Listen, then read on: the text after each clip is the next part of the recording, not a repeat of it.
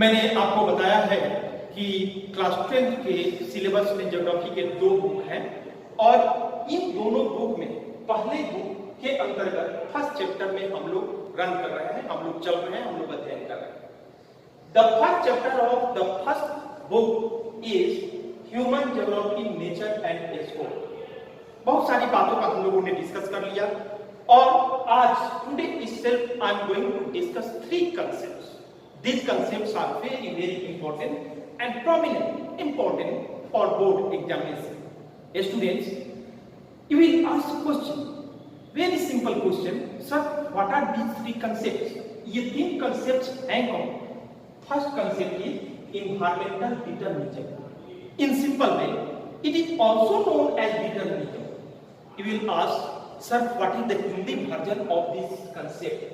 हिंदी में environmental determinism को पर्यावरणीय निश्चयवाद के नाम से जाना जाता है। ये पर्यावरणीय निश्चयवाद क्या होता है भाई? इस कंसेप्ट के मुताबिक, according to this concept, nature is more powerful than that of human being. मतलब कि प्रकृति ह्यूमन बीइंग के अपेक्षा ज्यादा शक्तिशाली है। प्रकृति ह्यूमन बीइंग को डायरेक्ट करती है। प्रकृति के आगे ह्यूमन बीइंग बाध्य है प्रकृति में चलने के लिए, प्रकृति के अनुसार कार्य करने के लिए। अब बहुत ही एक रोचक क्वेश्चन है, बहुत ही इंटरेस्टिंग क्वेश्चन है, and this question is rising inside your mind. You will ask, sir, who developed this concept? By whom this concept was developed? इस संकल्पना का विकास किसने किया? Students, here some names are mentioned like Redgel, Semple, Hebre, Vidal, Villa-Plas and Griffith Taylor. You should know, आपको जानना चाहिए कि इसमें से Redgel और Semple ने इस कंसेप्ट अर्थात इन्वायरमेंटल डिटरमिनिज्म को डेवलप किया। इस कंसेप्ट के मुताबिक प्रकृति के अनुसार मनुष्य अपना कार्य करेगा, प्रकृति उसको निर्देश देगी।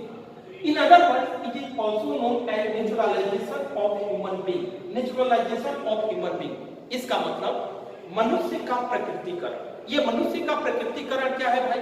कि मनुष्य को प्रकृति के अनुसार निर्देशित होना है, मनुष्य को प्रकृति के अनुसार कार्य करना है।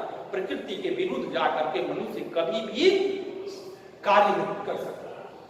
इसका मतलब स्पष्ट है कि human being is more powerful, nature is more powerful than that of human being. Yes, students, one more question is rising inside your mind. एक और क्वेश्चन आपके दिमाग में विकसित होता होगा, डेवलप कर रहा होगा, उठ रहा होगा कि यह कंसेप्ट, इस संकल्पना का उद्भव किस देश में हुआ? इस संकल्पना का उद्भव जर्मनी में हुआ और यहाँ तक कि चर्चिल सेम्पल ये कट्टर समर्थक थे इन्वायरमेंटल डिटरमिनिज्म का।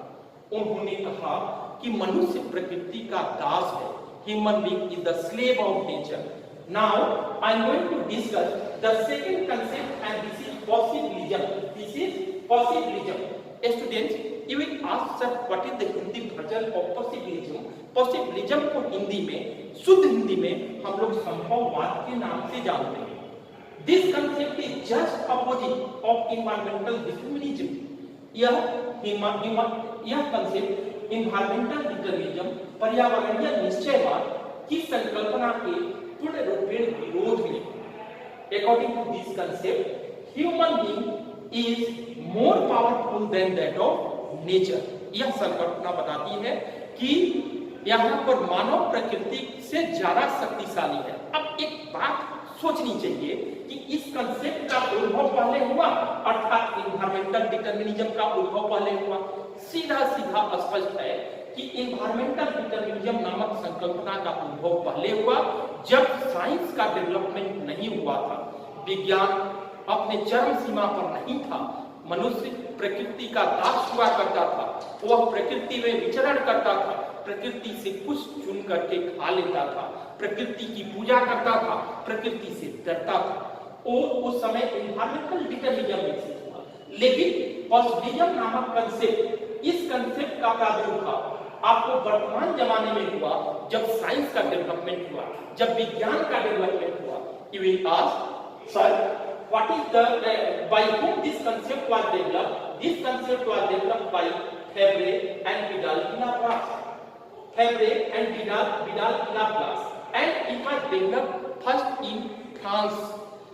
Third concept is neo-determinism, and this concept is also known as stop and go determinism. इसका तात्पर्य है कि प्रकृति का आदर करते हुए मनुष्य अपना कार्य करेगा, अर्थात दोनों के बीच एक सामंजस्य स्थापित करने के नाम पर यह संकल्पना डेवलप की गई, और इस संकल्पना का डेवलपमेंट जिस व्यक्ति के द्वारा किया गया उनका नाम था ग्रिफिथ टेलर। अब आगे की पढ़ाई हम लोग बाद में करेंगे। Thank you very much.